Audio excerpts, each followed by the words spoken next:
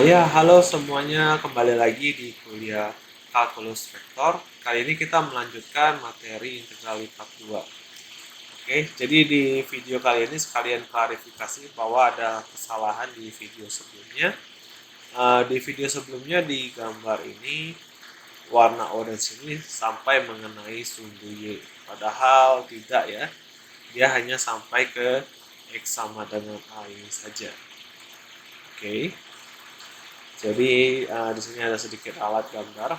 Lalu di sini kita lihat di slide ini kita sangat mementingkan di langkah awal itu adalah luas dari sisi partisi. Jadi luas dari wilayah ini, ya. Luas dari orange ini apa? Nah, luas dari orange ini adalah integralnya terhadap x, ya. Oke, integralnya terhadap x. Dan nanti hasil akhirnya itu dA ini akan setara dengan dx dikali dy seperti ini. Oke, jadi kalau kita mau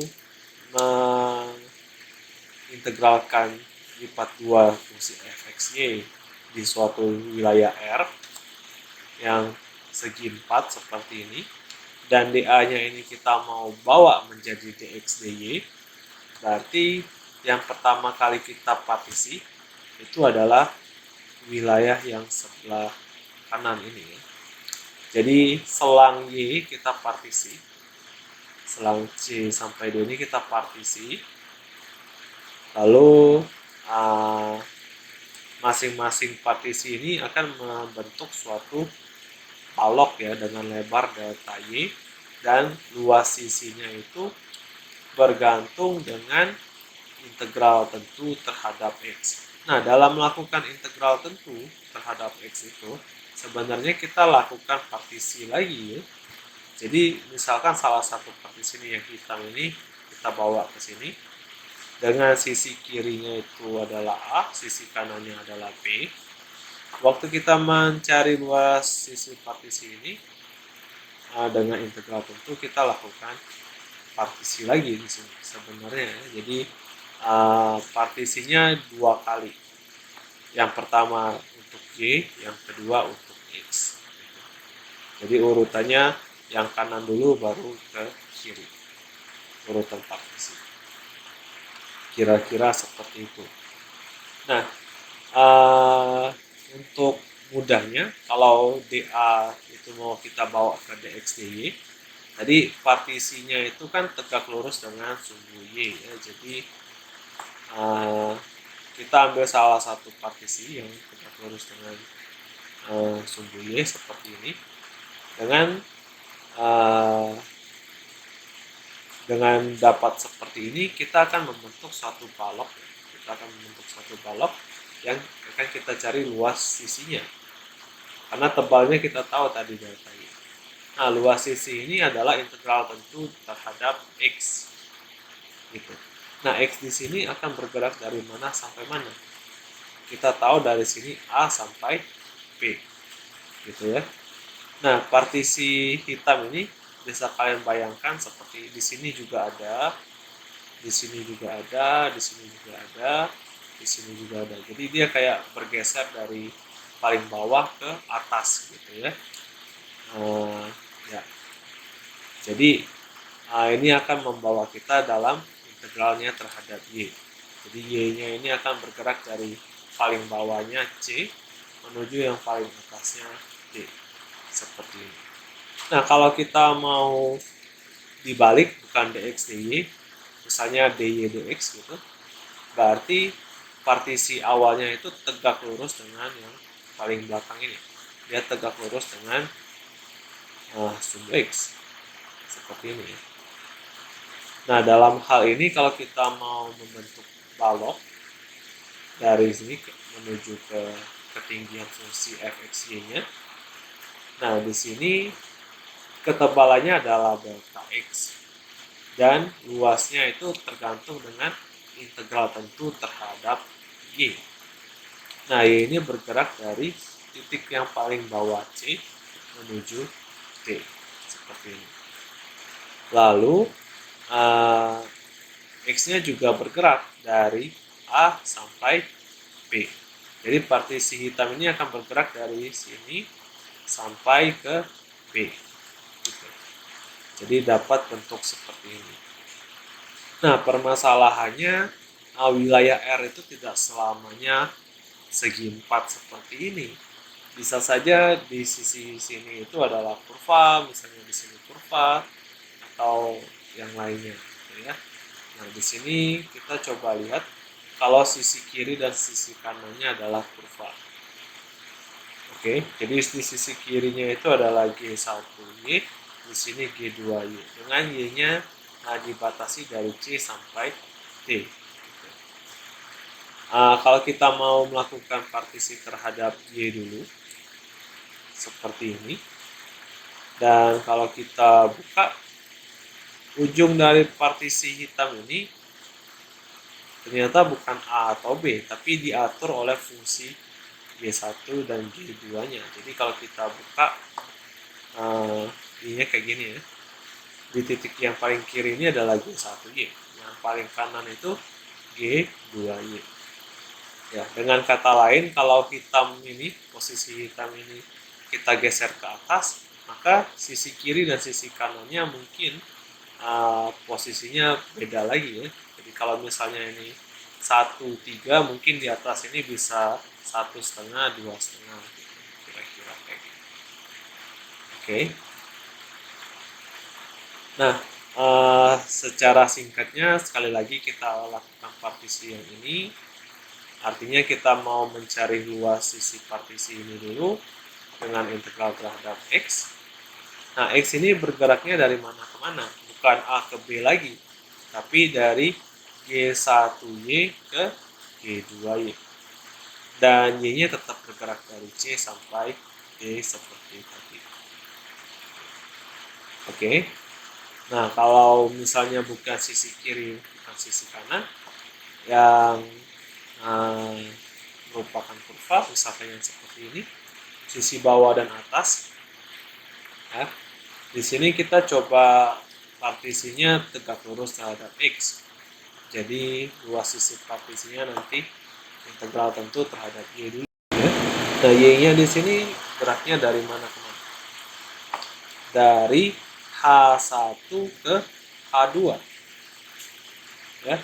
Nah, dari sini dari H1 ke H2. Nah, X-nya juga tetap seperti tadi bergeraknya dari A sampai B saja. Oke. Bagaimana kalau misalnya yang ini tadi, partisinya saya tidak mau tegak lurus terhadap sumbu Y. Maunya tegak lurus terhadap sumbu X. Misalkan kayak gini.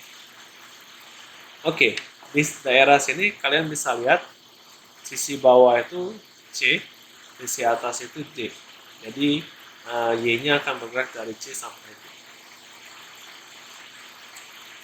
Tapi kalau kita lihat partisi yang di sini, sisi bawahnya C, sisi atasnya akan dipengaruhi oleh kurva ini. Jadi tidak sama lagi dengan D di sini. Begitu juga di wilayah yang ini. Oke. Jadi dalam kasus ini kita akan sulit mengkajinya kalau DA-nya kita buat DY, DX gitu ya. Kita buat partisi yang tegak lurus dengan sumbu X itu kita akan kesulitan. Karena aturan bawah sama atasnya beda. Seperti ini. Oke. Hal yang sama berlaku di contoh kedua ini. Oke. Jadi dalam hal ini kita akan sulit melakukan partisi yang tegak lurus terhadap sumbu Y. Seperti itu. Ya. Jadi waktu kita melakukan partisi, kalau bisa aturan dari sisi atas dan sisi bawah ini selalu sama, mau digeser kemanapun. Ya. Juga halnya sama dengan yang di sini. Oke. Nah, di sini kita mempunyai beberapa contoh. Di sini kita meminta integral fx y dA ini kita tulis dalam dy dx. Tidak perlu dihitung, tulis saja dalam dy dx. Di sini fx y-nya 1 dan r-nya dalam bentuk Oke, karena kita mau membentuknya dalam dy dx, berarti partisi yang kita ambil adalah partisi yang tegak lurus dengan sumbu x. Jadi yang seperti ini ya, ini gambarnya ada di kanan. Partisinya tegak lurus dengan sumbu x. Oke, jadi kalau kita lihat di partisi ini dy dx ya, berarti integralnya terhadap y dulu. Y itu bergerak dari mana ke mana? Sisi bawahnya ini y itu adalah setengah x kuadrat, sisi atasnya itu adalah y sama dengan 2x. Jadi bagian dalam ini integralnya dari setengah x kuadrat sampai 2x. Oke, lalu x-nya berada dari 0 sampai 4. Jadi bentuknya seperti ini.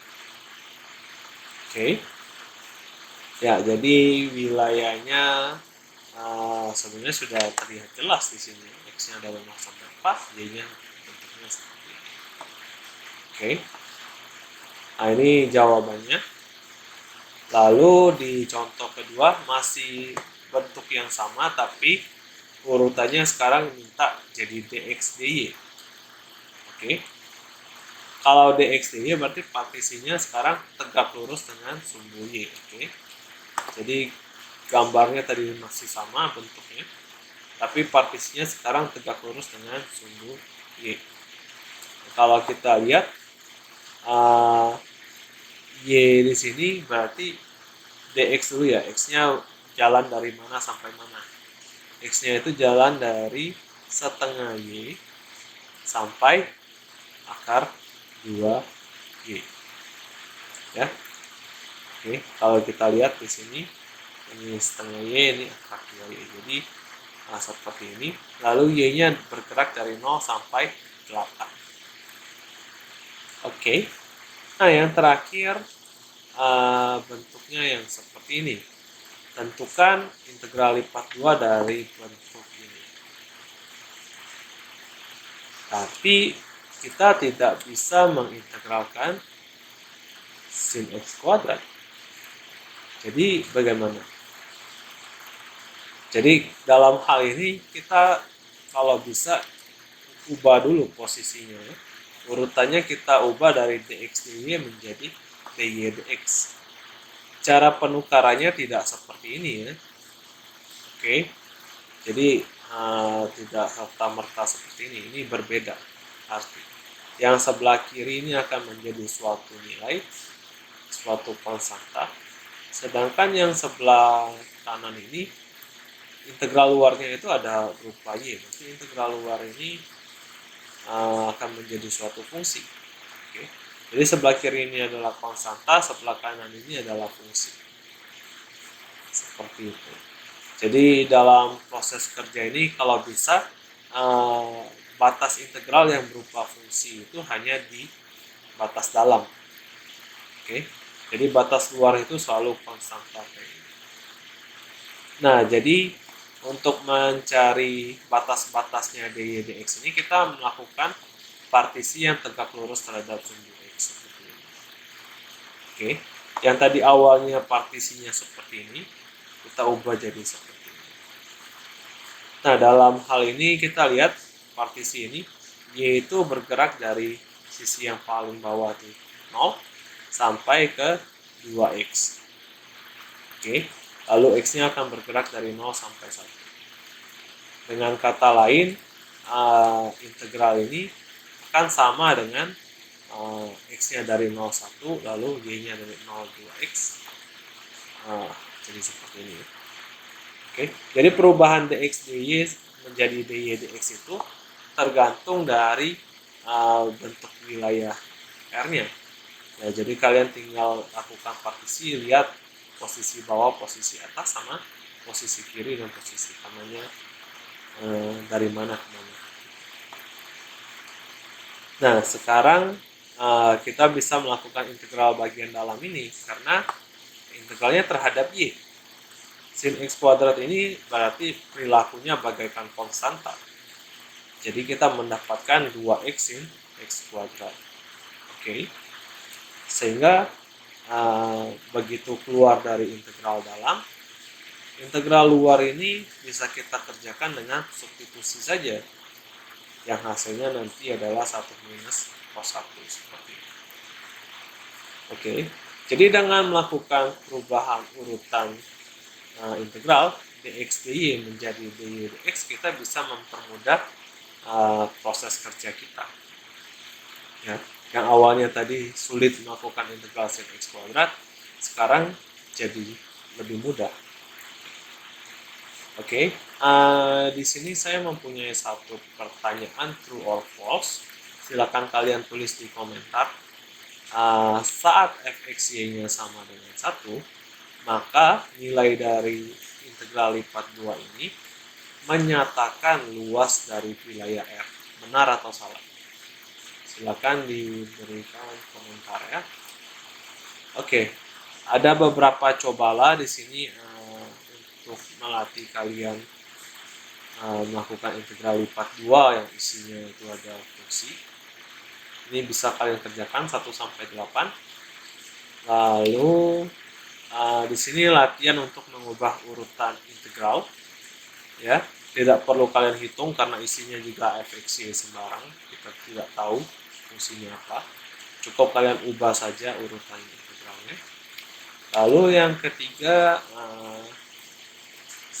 di sini kalian diminta untuk menghitung integral lipat 2 ini, tapi dengan catatan kalian harus melakukan pertukaran urutan integral terlebih dahulu.